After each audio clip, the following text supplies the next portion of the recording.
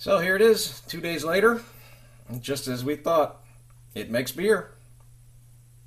So with that said, let's roll that beautiful beer footage. All right, it's been 15 minutes. Lid's been off, and we're at 111. Just wanted to show you, you saw my video when I opened this thing up originally. There's a lot of dead space down there. I think I might have solved that. Piece of 3/8 inch thin wall silicone tube fits right inside. I don't know if that's focused or not. Try a little better.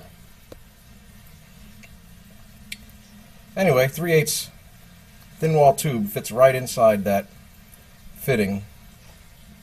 Calculated to be 1 quart lost to dead space.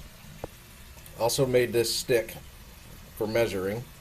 This is going to be just under a 4-gallon mash. I'm going to do a full volume mash. I'm only doing it about a 2¼ gallon batch. And this I found kind of interesting. The gallon markers that they have versus what I have. Of course, theirs only starts at 4. I do a lot of small batches, so I needed more than that. But where they're at 7, I'm at 8 3/4. So I don't know if they're including the dead space or what. But anyway, you put 10 gallons in this thing right to the rim. Of course, you'd probably boil that over. But all right, so just a couple things I wanted to show you, and we'll come back a little bit. So just to get a better look without water in there, here's that hose I was talking about, silicone, thin wall, 3/8. And all I did, get my hand out of the way, good Lord, focus on that.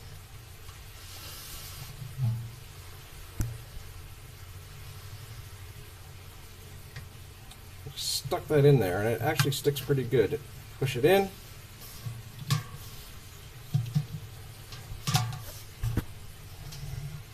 Lay that right around like that. Now the basket does sit on top of that hose, but the work flows through it. Not as fast, obviously, as when you pull the basket out. But that allows you to get the dead space down to probably a gallon. I was able to get it down to 1 quart. So, give it a shot. Worked for me. So, with brew day number 1 in the books, a couple observations and probably mistakes on my part. I had the pot on a 15 amp circuit, but had an extension cord on it to get it where I had to go. And I probably need to lower that gauge of wire. I'm sure, well, for one, the wire was warm at the plug. So that definitely would have reduced my wattage going in. And the pump was plugged into the same circuit. So as I'm trying to recirculate on a small cord as it is, I've also got a pump on the same thing. So next brew day we're going to switch that up.